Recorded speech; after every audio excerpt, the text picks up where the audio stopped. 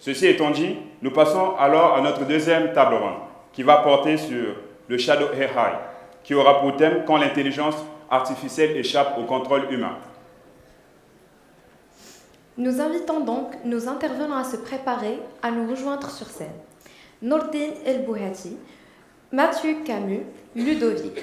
Cette table ronde sera modérée par Jean-Christophe Le Toquin, que nous invitons également à prendre place. Merci.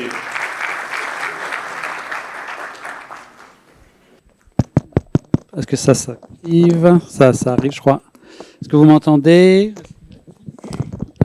Ouais, ça y est, je crois que c'est... Oups, c'est bon.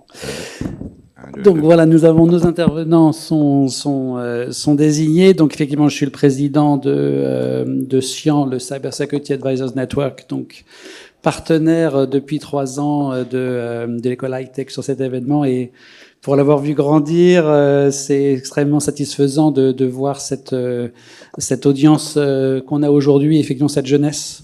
Et on va aussi beaucoup parler. Et j'invite mes intervenants aussi dans leurs interventions à aussi se projeter sur voilà le rôle de ce que vous proposez, comment ça se met en place en manière en pratique au Maroc, et ensuite comment le Maroc peut être je dirais un modèle pour les autres pays dans la région. Donc, nous avons nos intervenants. Donc, à ma droite, Mathieu Camus, donc fondateur président de Privacy Impact. À ma gauche, donc Ludovic Avessel de la société. Qu'il faut que je regarde. Ethel, pardon, excusez-moi.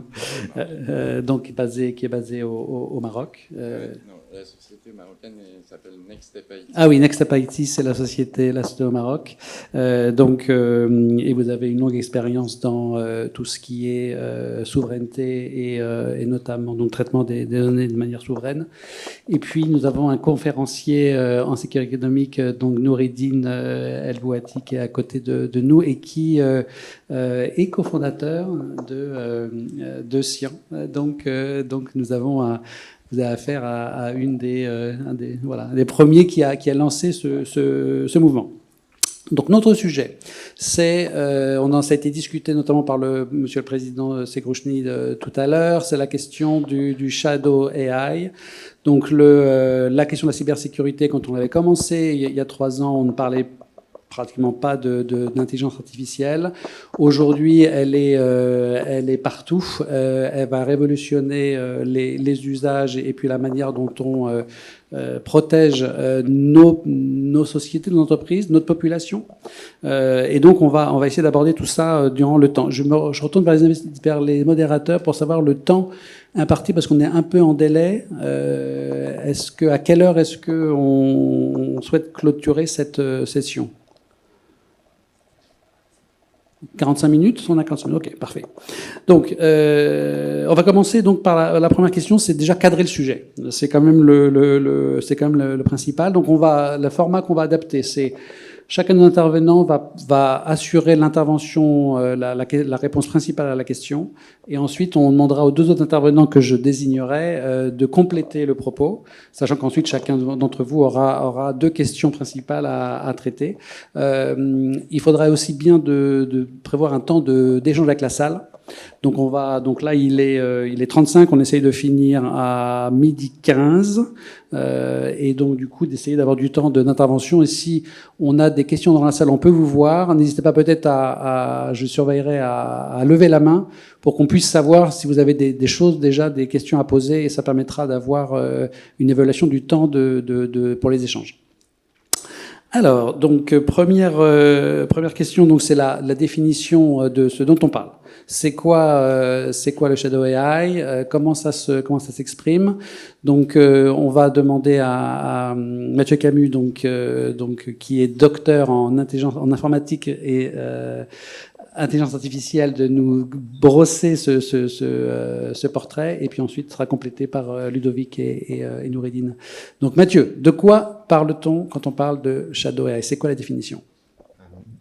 Tout d'abord, merci de cette invitation pour parler de ce sujet. Merci Madame la Ministre Monsieur le Président, Monsieur le Directeur, et vous tous qui êtes très nombreux, Mesdames, Messieurs, merci. Donc le Shadow AI, c'est un sujet technique très précis, mais bon, un système d'intelligence artificielle, c'est avant tout un logiciel. Et comme tout logiciel, les logiciels, ils doivent être encadrés pour assurer la confiance, parce que c'est bien la thématique du jour. La confiance, et cette confiance, elle vient en apportant des garanties. C'est déjà la connaissance. Et quand on parle de Shadow AI, c'est qu'on va utiliser des outils logiciels de systèmes d'intelligence artificielle, mais qui vont rester dans l'ombre. Et donc cet inconnu est source de fragilité. Ça ne veut pas dire qu'il y a un risque avéré, mais comme on n'est pas en capacité d'évaluer ce risque, c'est source d'insécurité et donc d'un manque de confiance. Donc il y a tous les aspects de cybersécurité, tout d'abord, dont on doit tenir compte. Et en termes de cybersécurité, il y a la confidentialité, c'est-à-dire que seules les personnes qui ont besoin d'en connaître doivent pouvoir accéder à l'information. Il y a les aspects d'intégrité, c'est-à-dire qu'on doit pouvoir avoir confiance aux données qui sont contenues dans l'outil, mais également lorsqu'on va interagir avec l'outil. Il y a les aspects de disponibilité, c'est-à-dire que cet outil doit être accessible dès lors qu'on va en avoir besoin, y compris les données qu'on va y disposer. Et puis à cela s'ajoutent les aspects de résilience, c'est-à-dire qu'on va y avoir des adversaires potentiels qui vont essayer de recueillir cette information ou d'essayer de mettre à mal le système tel qu'il est mis en place. Et donc on doit être robuste, donc la résilience. Et à cela, il y a la non-répudiation également. La non-répudiation, c'est un domaine très précis où on doit non seulement avoir confiance en la qualité de la donnée qu'on va transmettre et ne pas pouvoir la répudier par la suite, c'est-à-dire se dédire. Et donc tous ces aspects de cybersécurité qui vont concerner tous les logiciels concernent également en plus les logiciels de systèmes d'intelligence artificielle, d'où le Shadow AI est un manque de confiance parce qu'on n'a pas su évaluer tous ces aspects-là. Et donc c'est un logiciel spécifique, le système d'IA, parce qu'en plus d'un logiciel classique, dans le système d'IA, pour configurer ce logiciel spécifique, on va utiliser des données qui vont être utilisées pour l'apprentissage de l'outil. Et donc ces données génèrent un risque supplémentaire, c'est-à-dire qu'on doit avoir en plus confiance dans les données qui vont être disposées au préalable avant la mise en production de cet outil, avant son usage. Donc il faut bien qualifier ces données. Est-ce que ces données ont été mal acquises ou est-ce que ces données sont issues de données illicites, même avant d'utiliser le logiciel? Et là, il y a un risque juridique pour l'organisme public ou pour l'entreprise, c'est-à-dire le risque juridique d'avoir une atteinte en termes de propriété intellectuelle ou d'utiliser des contenus illicites. Donc ça, c'est un risque très spécifique d'emblée. Et dès lors qu'on va utiliser un système d'IA, il y a également des risques, d'autres types de risques. Il faut faire une évaluation de l'usage qu'on va faire de l'outil par rapport aux besoins. Cet outil, s'il ne répond pas exactement aux besoins, il va potentiellement pouvoir fournir des hallucinations, c'est-à-dire que les données qui vont être générées par l'outil d'IA vont être crédibles, mais elles vont être fausses. Et là, le métier, c'est-à-dire l'utilisateur qui va exploiter l'outil, il n'a pas suffisamment de recul pour faire cette évaluation. Et le dernier risque, c'est un risque de biais, c'est-à-dire que si l'outil ne répond pas exactement à l'usage, on peut reproduire des biais par rapport aux données qui ont été préalablement intégrées dans la base de données d'apprentissage, donc des biais sexistes ou des biais politiques. Et donc l'utilisation de cet outil va renforcer ces biais. Et ces biais peuvent apparaître non seulement dès l'utilisation de l'outil, mais peuvent apparaître également au fil du temps. Il peut y avoir des dérives avec l'apparition de biais au fur et à mesure. Donc le fait d'utiliser du Shadow AI des outils logiciels de systèmes d'intelligence artificielle sans préalablement avoir fait une telle évaluation, c'est générateur de risques, et ces risques sont liés à un manque de confiance envers cet outil. Et donc en termes de, juste pour préciser, la question sera aussi posée à Noureddine et à Ludovic, en termes de, je dirais, de fréquence de Shadow AI et de sévérité. Donc entre l'usage, je dirais, du collaborateur qui va aller utiliser ChatGPT ou qui va utiliser un outil de génération d'images pour son marketing, des choses comme ça, entre cet usage où l'utilisateur va se mettre à utiliser des solutions tierces, voilà, de manière totalement non contrôlée et sans forcément prendre en compte toutes les considérations, et puis la dimension plus, effectivement, où là, on va avoir à des usages beaucoup plus profonds qui vont vraiment structurer l'offre, par exemple, faite par l'entreprise vis-à-vis de sa clientèle ou analyse de population ou autre. Est-ce qu'on a une idée en termes de ratio entre ce qui est le plus fréquent et peut-être moins dangereux, mais peut-être c'est dangereux quand même, et les usages plus approfondis, comme l'utilisation d'outils complets? Est-ce qu'on a une idée aujourd'hui de la propagation de ce type d'usage? Et la question aussi est posée à vous. Et est-ce qu'il y a des secteurs qui sont plus exposés aujourd'hui, secteur du conseil, secteur bancaire, voilà. Est-ce qu'il y a des choses comme ça qu'on sait dire tel secteur a tel problème d'usage massif mais pas très dangereux, tel autre secteur a des problèmes d'usage? Est-ce qu'on sait ça ou est-ce que ça reste encore et on peut ne pas savoir? Je veux dire, c'est intéressant de savoir qu'on ne sait pas. Donc, première réponse, et c'est une question qui n'était pas vraiment préparée. Donc, Alors, la difficulté du Shadow AI, c'est qu'il est utilisé par les services métiers pour répondre à des besoins, mais qu'il n'a pas été identifié ouais. par les services qui sont en charge de la sécurité de l'information. Donc, c'est très difficile d'avoir une évaluation. Toutefois, dans les usages, on voit très bien depuis 2-3 ans qu'il y a un usage massif des outils type ChatGPT, et lorsqu'on l'utilise en mode gratuit par exemple, la difficulté c'est que dès lors qu'on va mettre de la donnée à caractère personnel ou de la donnée d'entreprise dans ces outils, on n'a plus la maîtrise de cette information et que ces données vont être exploitées par la suite, non seulement par des sociétés tierces pour des besoins qu'on ne connaît pas, mais également ces données sont potentiellement réexploitées pour améliorer l'outil en lui-même et réintégrer dans la base de données d'apprentissage. Donc c'est un risque supplémentaire que des données, par exemple confidentielles, des données stratégiques de l'entreprise vont, pour de la mise en forme de documents institutionnels par exemple, vont être déposées dans un outil tiers, un logiciel tierce, qui ensuite se retrouveront accessibles par tout un chacun parce que ces données viendront nourrir la base d'apprentissage. Donc, question donc Ludovic et après Nour. Et Nour, tu auras la primeur de la seconde question. Donc on pourra enchaîner avec la seconde question pour toi. Donc Ludovic, ouais, par rapport à ce qui a été présenté, est-ce qu'il y a un secteur ou un type d'usage de Shadow AI que Mathieu n'aurait pas été abordé? Eh bien, bonjour à tous. Pour répondre à votre première question, pour moi, le Shadow AI n'est pas à dissocier des autres Shadows. Le Shadow, ça fait des années qu'on se bat en termes de cybersécurité pour éviter que nos utilisateurs, à l'émergence d'une innovation, soient plus rapides que notre capacité à proposer des solutions. Et c'est ça qui crée le Shadow, que ça soit au tout début avec les USB keys, qui ont permis et fait des ravages dans les entreprises, ensuite avec les access points, le Shadow IT avec le cloud non managé, et aujourd'hui la partie intelligence artificielle. Concernant votre dernière question, je pense que l'actualité nous donne des exemples assez flagrants.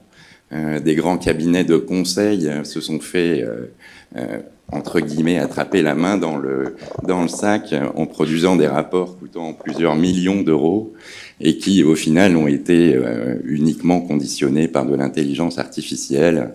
Et on a à relever des erreurs massives et flagrantes. Dans le domaine juridique, aux États-Unis, on a vu des avocats utiliser des plaidoiries qui font référence à des cas de jurisprudence qui n'existent pas. Et on arrive à quelque chose que mon collègue a très très bien positionné, c'est l'hallucination caractéristique des larges langages modèles. Cette application, elle est aussi du fait que beaucoup de personnes voient dans l'intelligence artificielle uniquement l'intelligence artificielle par API sur des services externes. Et aujourd'hui, on est dans une phase de transition où on est capable, en interne des entreprises, de commencer à fournir de l'intelligence artificielle locale, et surtout certains grands labos de recherche, qu'ils soient institutionnels, académiques ou privés, commencent à nous tourner vers un modèle open source. Pourquoi ce modèle open source est très important? C'est qu'aujourd'hui c'est une boîte noire. comme vous l'avez dit, on peut retrouver de l'information confidentielle d'autres entreprises au sein de cette boîte noire. Et si on n'a pas les données qui ont été nécessaires à générer cette intelligence artificielle, eh bien la confiance dont vous parlez tout le temps, on ne peut pas l'obtenir, on ne peut pas l'avoir. Car à l'intérieur de la boîte noire, c'est un ensemble itératif de processus qui ont permis de créer finalement cette intelligence artificielle locale et qui permet de la faire tourner sans aucune connexion à Internet, mais aussi de l'améliorer à votre guise, et ainsi passer de ce que l'on pourrait appeler du shadow AI au local AI, et ainsi proposer une maîtrise et une stratégie pour les entreprises, afin de ne pas tomber dans le piège de l'intelligence artificielle généralisée, externalisée, qui permet à des grands groupes de grands pays qui sont sujets à des politiques qui ne sont pas toujours dans le sens de ce que l'on veut construire dans d'autres organisations, de pouvoir trouver une solution et technologique et intellectuelle à cette problématique. Oui, alors effectivement, là, vous avez abordé à la fois la définition et un bout de solution, et on y reviendra après. Ce que je pense que vous avez dit, c'est à ton propre... Si, fonctionne. Voilà. Donc, c'est effectivement la question du périmètre, et ensuite, d'un début de solution, on y reviendra sur ces questions de comment on mesure, comment on prend conscience de ce que l'on fait individuellement ou collectivement dans son entreprise et quel impact ça a sur la souveraineté de son pays. Et il y a une vraie relation et pas forcément une vraie prise de conscience. Noureddine, donc sur deux choses. Bon, effectivement, là, peut-être sur le périmètre, est-ce qu'on a couvert suffisamment le périmètre du Shadow IT? Et après, tu peux peut-être enchaîner sur la question suivante, qui est une question métier. Il y a un certain nombre d'entre vous ici qui sont en formation ou qui font partie d'équipes de gouvernance, risque et conformité, un secteur que tu connais bien, Noureddine.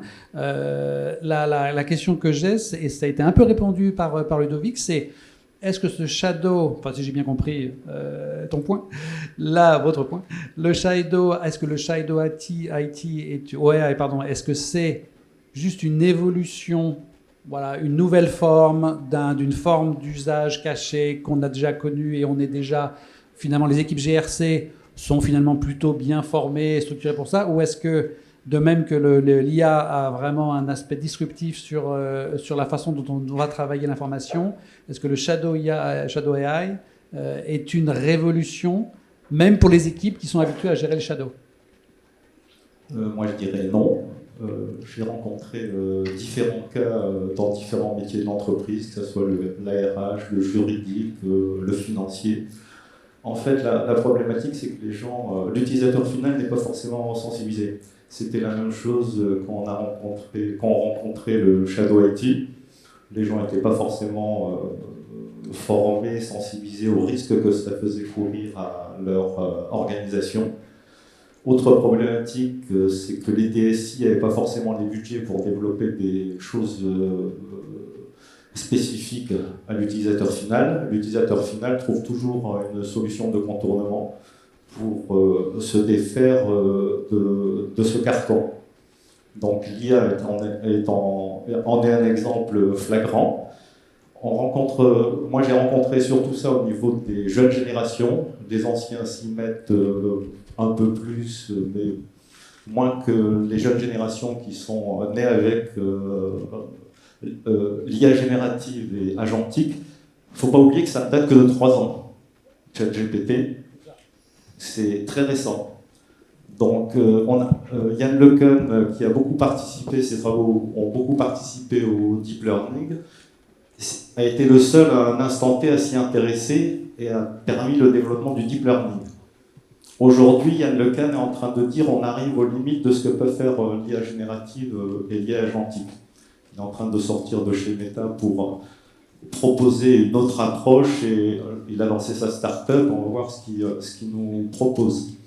L'autre problématique de l'IA, c'est quand on voit les coûts que ça coûte, est-ce qu'il va y avoir un retour sur investissement? L'utilisateur final, lui, ce qu'il voit, c'est la facilité que ça lui apporte.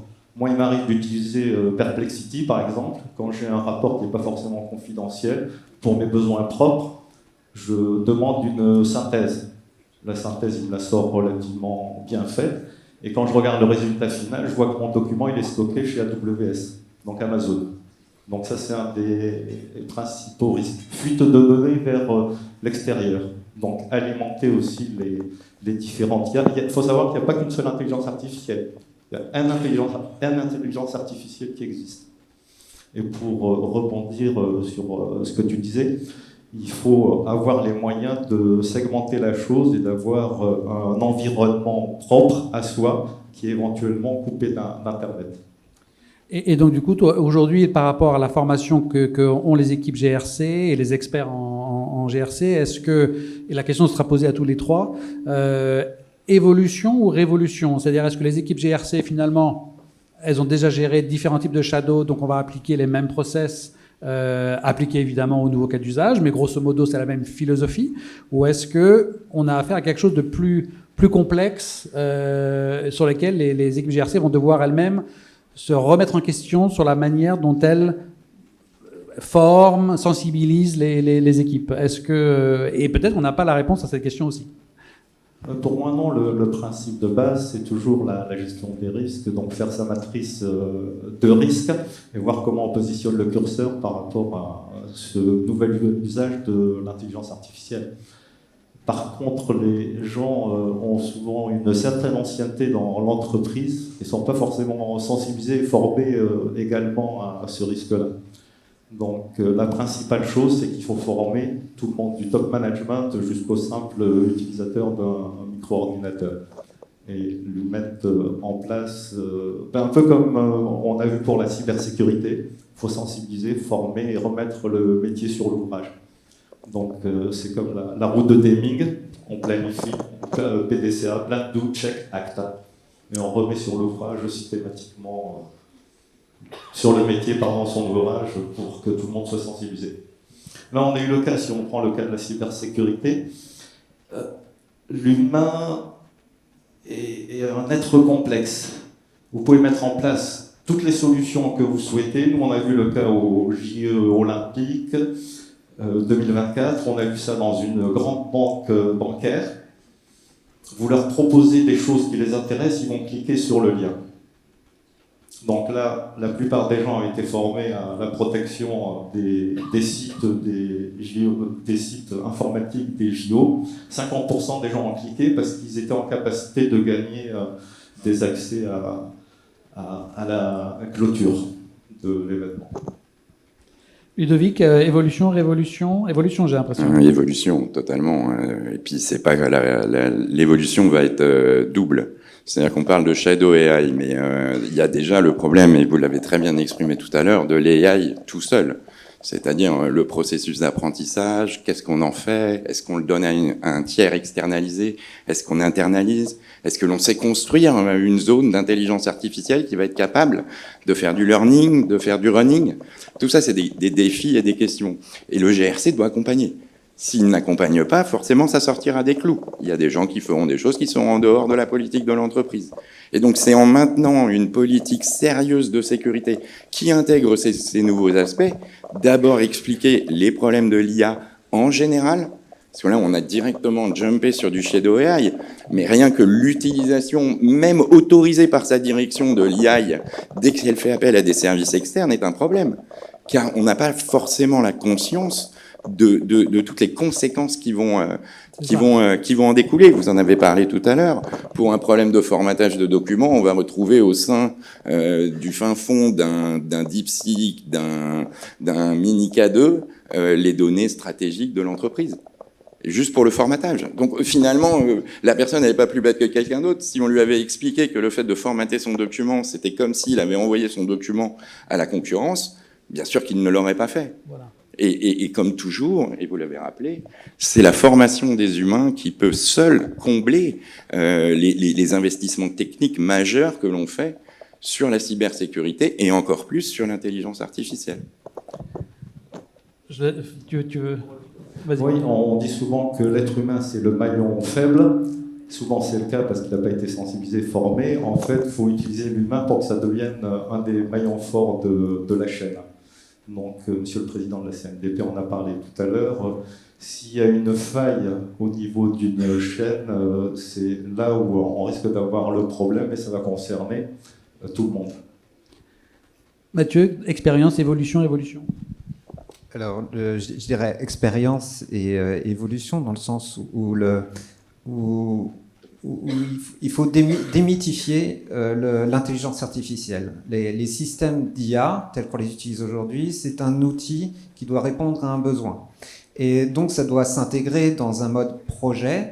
Et la première question, c'est on est face à des forces marketing qui nous promettent monts et merveilles. C'est est-ce que l'outil répond véritablement à mon besoin? Si oui, comment?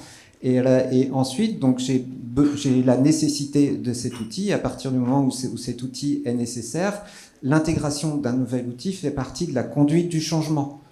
Donc parce qu'on va modifier l'organisation d'un service, l'organisation d'un système d'information, et tout cela, ça doit être intégré dans la conduite du changement, et à l'intérieur, il y a la gestion des risques IT.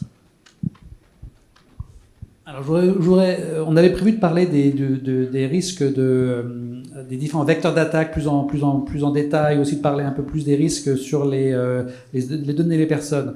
Mais en regard du temps limité et aussi de l'audience, Ludovic, vous avez assisté sur un point sur lequel je propose qu'on se focalise pour le moment pour quelques minutes, qui est comment, voilà, on a affaire à quelques grands groupes mondiaux qui sont ultra dominants, qui ont des valorisations, mais qui dépassent l'entendement d'une personne humaine normalement constituée.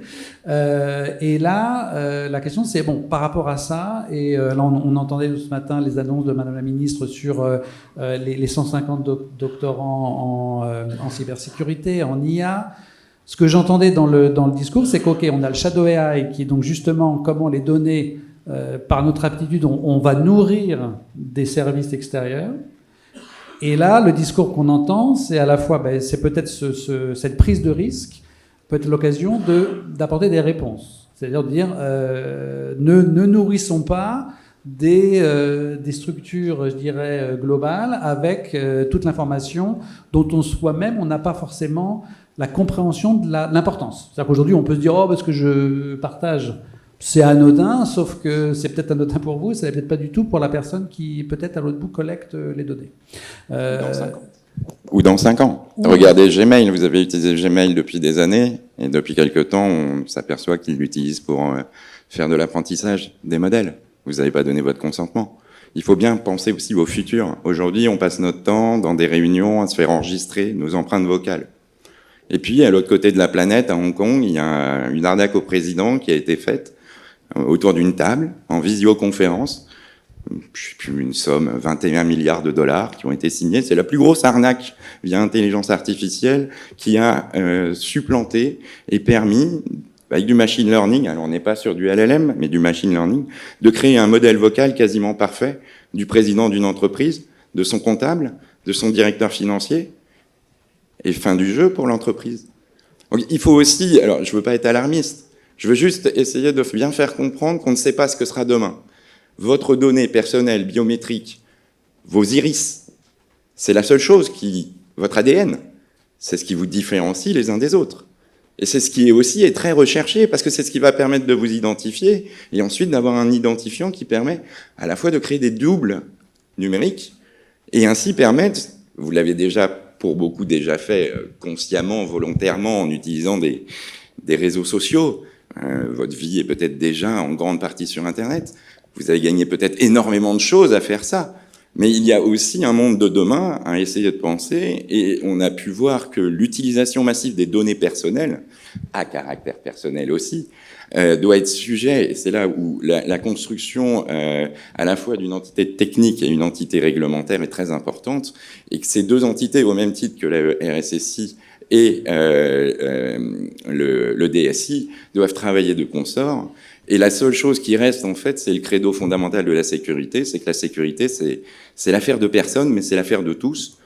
Et que ça soit votre sécurité personnelle, que la sécurité de votre entreprise, la sécurité de l'État dans lequel vous vivez, qui vous garantit des services, et dont vous devez participer fondamentalement. Et donc ce changement de paradigme fait que dès que vous donnez de la donnée à l'extérieur, finalement, vous ne savez pas où est-ce qu'elle ira. Et aujourd'hui, peut-être qu'on vous dit que tout va bien, Et puis demain, les contrats qui vous lient sont des contrats commerciaux qui ont des durées limitées, qui ont des petites lignes qu'on prend jamais le temps de lire. Et dans ces petites lignes, souvent maintenant, vous verrez que vos données doivent être utilisées pour de l'apprentissage. Et donc, ce que vous évoquiez, c'est qu'il y a des solutions aussi d'IA en local. Alors, ce qui est intéressant, et pour pour les minutes qui viennent, parce que l'équipe GRC ou les personnes sensibilisées vont dire attention danger. Maintenant, il faut amener du positif. Donc sur qu'est-ce qu'aujourd'hui, ce que vous dites, et je crois qu'on en avait parlé aussi avec Mathieu, en fait, il y a des outils d'IA locale qui peuvent être déployés de manière. Il y a des solutions qui existent. On n'a pas forcément besoin pour avancer dans une entreprise de se reposer sur des solutions externes qu'on ne connaît pas. Est-ce que j'ai bien compris? Maintenant, en fait, on installe un serveur d'IA en local chez soi, mais qu'on coupe d'Internet. Et on l'alimente avec ses propres données. Et ça évite que nos données soient partagées à l'extérieur. Mais c'est souvent des solutions qui existent par ailleurs. On utilise les solutions des grands fournisseurs d'intelligence artificielle. Mathieu? Moi, je voudrais également ajouter qu'il y a le rôle du régulateur. Et le rôle du régulateur qui intervient au niveau de la protection des citoyens a un rôle également d'engagement culturel sur ce qu'on peut faire et ce qu'on ne peut pas faire en termes d'usage d'intelligence artificielle. Et à ce titre, en Europe, depuis 1 an, il y a donc le règlement sur l'intelligence artificielle, l'AI Act, et donc il y a des usages qui interdits. C'est-à-dire que les pays européens se sont concertés et se sont mis d'accord pour dire qu'une entreprise sur le territoire de l'Union européenne ou qui adresse des services ou des produits à destination de résidents de l'Union européenne, il y a toute une liste d'interdictions, notamment d'utilisation de logiciels qui vont manipuler l'opinion de manière inconsciente, l'opinion des personnes, pour de la manipulation, par exemple, dans le cadre d'élections. Ce qui a pu arriver ces dernières années, le dernier cas, ça a été la manipulation des opinions des personnes en Roumanie, en vue des élections nationales, présidentielles. Il y a également toute la manipulation des opinions de personnes vulnérables, c'est-à-dire agir sur la vulnérabilité des personnes, que ce soit un handicap, que ce soit une faiblesse psychologique ou que ce soit une nécessité sociale, et à l'interdiction d'utiliser des systèmes d'IA à cette fin-là. Et j'ai toute une liste. Donc, interdiction de profiler les personnes en vue d'évaluer leur risque d'une infraction avant qu'elle ne se réalise. Donc il y a un film il y a quelques années qui s'appelle Minority Report, et c'est un film de science-fiction, mais là aujourd'hui les outils d'IA sont en capacité de dire en fonction du profil de telle personne, cette personne a 80% de chances de faire un vol à l'étalage dans une épicerie, ce genre de choses.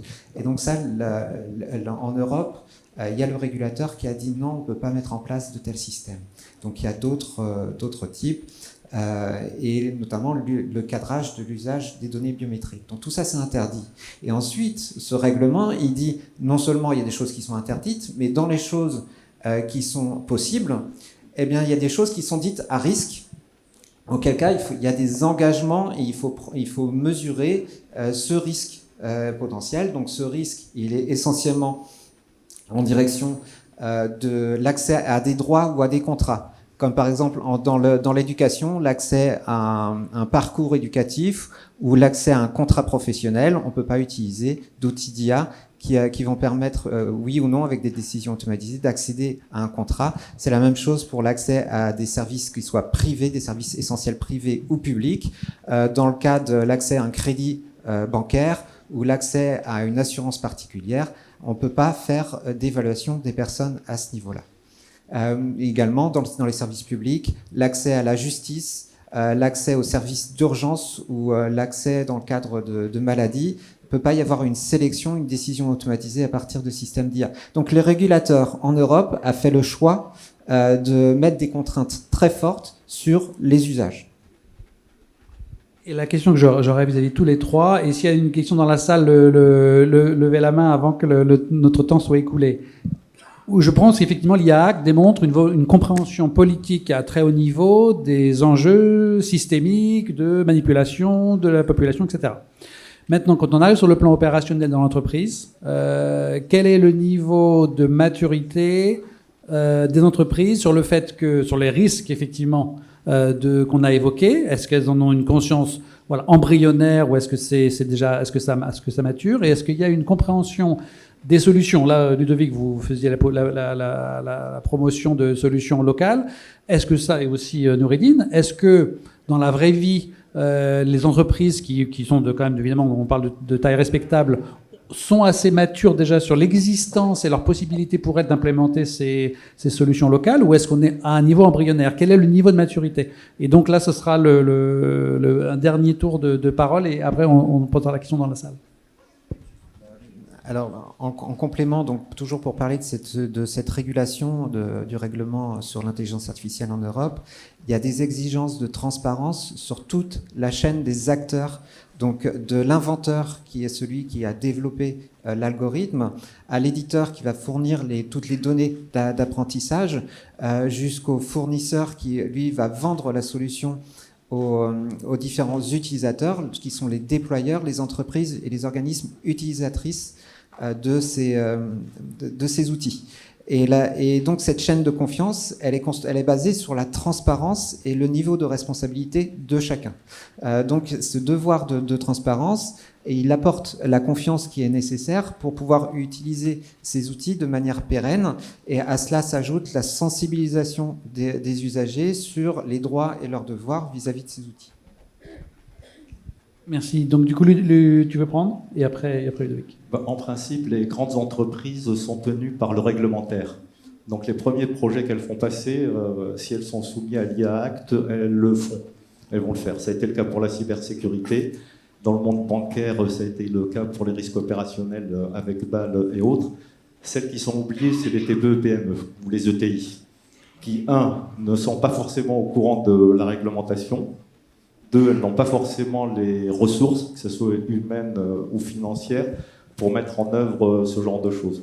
Là, il y a un gros travail à faire sur les sujets justement de sensibilisation et de formation.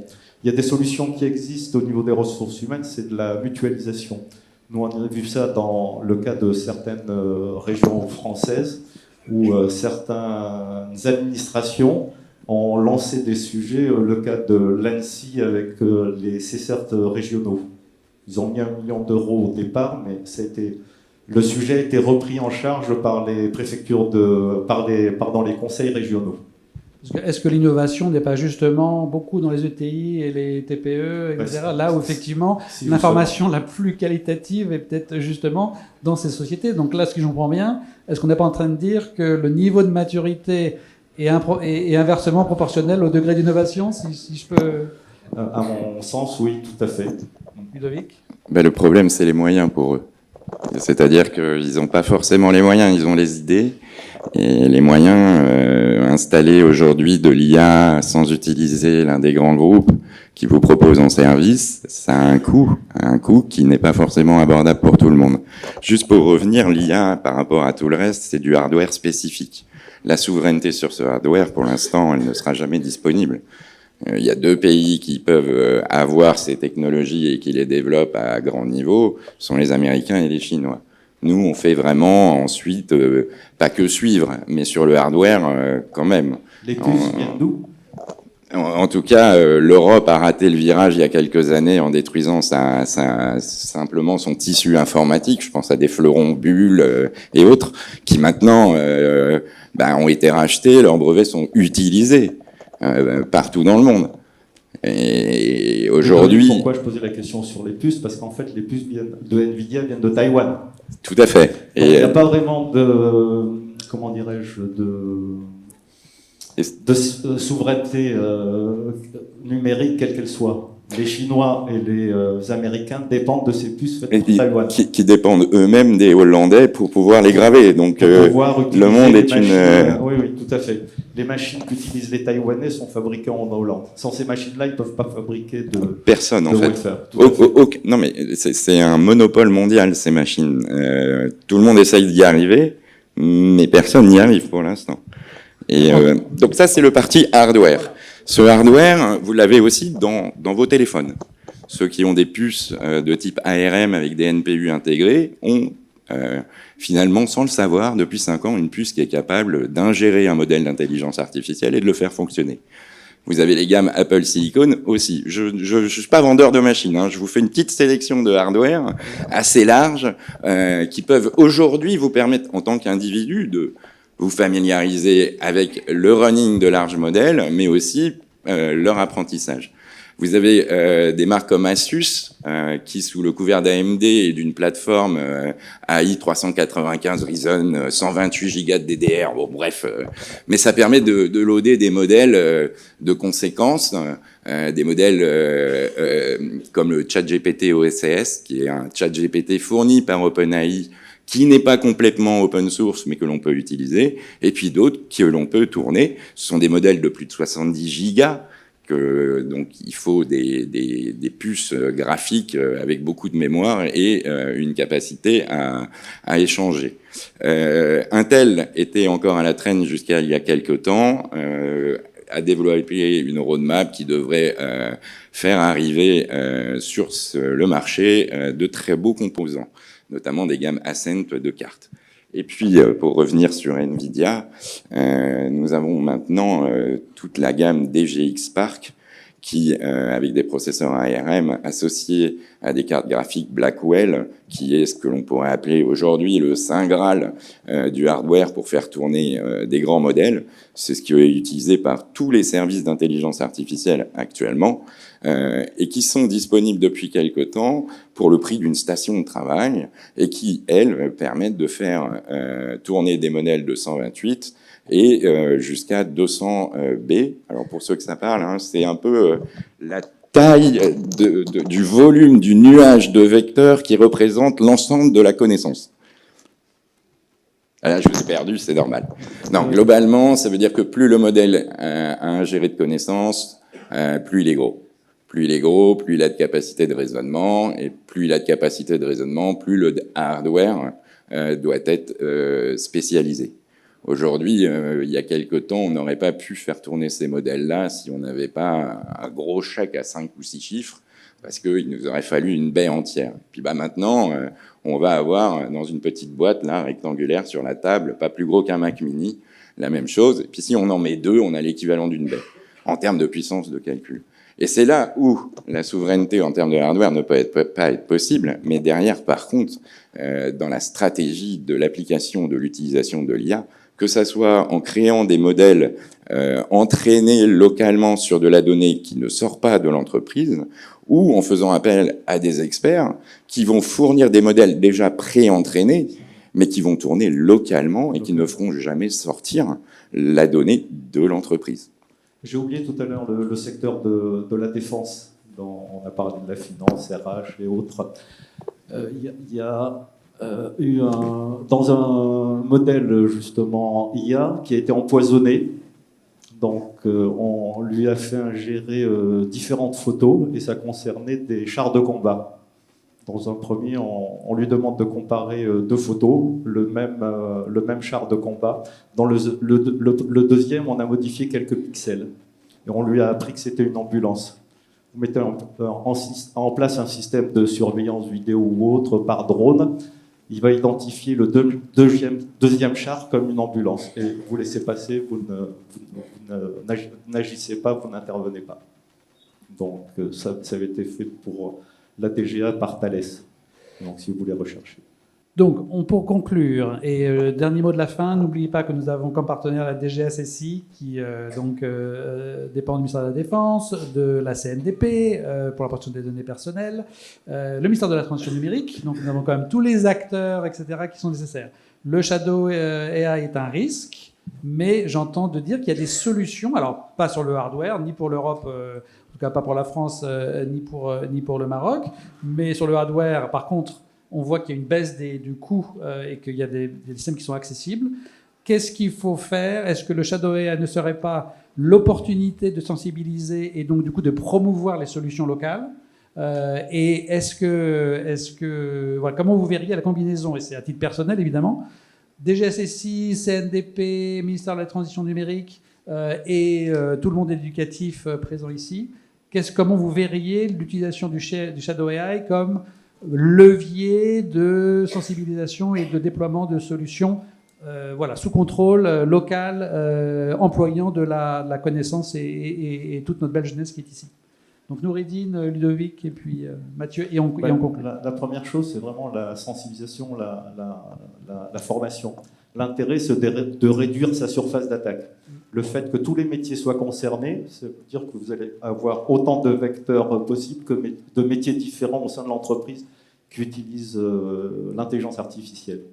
Donc, il faut intéresser ces gens-là à la gestion des risques, leur faire prendre en compte ce que ça peut générer par rapport à leur utilisation. Et surtout, ça met en péril leur organisation, donc leur propre emploi. J'ai oublié de poser une question tout à l'heure à la salle. Est-ce que tout le monde est familiarisé avec la notion GRC? Parce qu'il y a une histoire de langage commun qui est aussi relativement importante.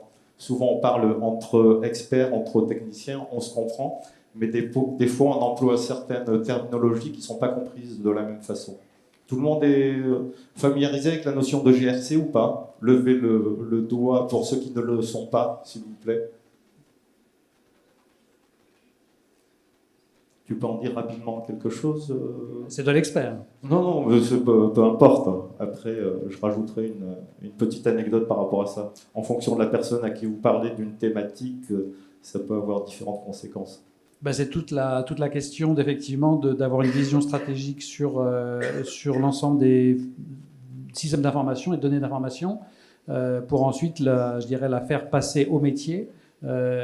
Avec notamment l'analyse des risques là, qui avait été évoquée par le président, c'est-à-dire de la CNIL, c'est-à-dire comprendre les métiers et ensuite avoir une approche flexible sur les protections qu'on met en place pour la société. Et comment on vérifie qu'on est conforme? Pour des gens du métier, la GRC, en fait, c'est la gestion des risques et de la conformité. Utiliser ce terme-là, un Canadien, lui, va comprendre Gendarmerie royale canadienne. Quelqu'un du commercial, c'est la gestion de la relation client. Donc, attention au langage qu'on utilise. Il faut vraiment qu'on sensibilise, qu'il y ait un langage commun compris par toute l'entreprise. Tout à l'heure, Ludovic a parlé d'hallucination. Le terme a été galvaudé. On change en fait notre fusil d'épaule. On parle plutôt d'affabulation. Est-ce que vous avez déjà vu une IA sous psychotrope? En principe, non. Il suffit de lui demander. Il suffit de lui demander. Oui, mais elle va fabuler. Elle ne va pas être dans un état psychologique second. On parle plutôt d'affabulation. Et chez nous, au Maroc, on dirait l'intelligence artificielle. Je ne sais pas si vous êtes d'accord. Voilà pour ce que je voulais rajouter. Ludovic, là, il faut vraiment conclure. Ludovic, est-ce qu'on a les bons acteurs dans cette conférence pour se mobiliser contre Shadow AI? Juste, il faut pas attendre le Shadow AI. Parce que le Shadow AI, par principe, vous n'êtes pas au courant. Donc, il faut mettre en place un programme de sensibilisation sur l'AI tout court, l'innovation de l'AI. Est-ce qu'elle peut apporter quelque chose à mon entreprise? Il n'y a pas que la sécurité, mais est-ce que c'est pas le hype du moment qui va me faire coûter encore des sommes et des sommes en projet qui finalement va aboutir à pratiquement rien. Donc, c'est dans une intégration globale d'une stratégie de conformité, de confrontation à l'innovation, d'absorption. On l'a vu, des innovations, il y en aura encore d'autres. Les robots arrivent, les robots intelligents arrivent, l'intelligence générative globalisée arrive. Comment on va arriver à ingérer, et je reviens sur le fait des organisations, toutes les organisations finalement ont besoin d'organisation pour régler. Et donc si au niveau d'un État on construit 3 organes séparés, ça a une logique. Ça permet de couvrir 3 aspects qui doivent être menés en même temps. Si on en laisse un sur le côté de la route, c'est par là que là ça va passer. Donc on a les bons acteurs en tout cas. Donc il faut toujours pousser tout le monde en même temps, à faire les efforts en même temps, et surtout former et former-les. Mathieu, aussi plutôt rentrer par le biais de l'innovation plutôt que le biais de la sécurité? Oui, et c'est l'innovation demandée par les utilisateurs, par les usagers. Parce qu'essentiellement, dès lors qu'il y a l'apparition de shadow quelque chose, c'est assez rare que les personnes soient malveillantes en tant que telles. C'est que les personnes, elles veulent travailler de manière plus efficace. Et il y a un besoin de communiquer à différents niveaux, communiquer en interne en fonction des besoins et des services et des métiers, communiquer avec les acteurs avec lesquels on interagit, qui sont les prestataires, et là ça passe par des contrats, donc de la transparence envers tous les acteurs, et également une communication de la part des autorités qui, elles, définissent les droits et les devoirs de chacun à notre niveau. Merci. Dans ce cadre-là, on met aussi en place une charte de l'IA. Et une des choses à éviter, c'est la sanction tout de suite. On peut identifier au sein de l'entreprise avec des moyens techniques qui envoie de l'information à l'extérieur et vers quel site, notamment ChatGPT. Et commencer par sensibiliser ces personnes-là. Déjà les identifier, essayer de comprendre leurs besoins, bien analyser leurs besoins, savoir pourquoi ils font ça et comment on peut utiliser de façon sereine l'intelligence artificielle au sein de l'entreprise. Et on a vu avec la CNDP qu'ils sont vraiment dans cette approche vraiment pragmatique et soucieux de faire passer les messages et d'aller de l'avant. Merci à vous. Désolé, j'ai pas trop de questions. Merci à vous.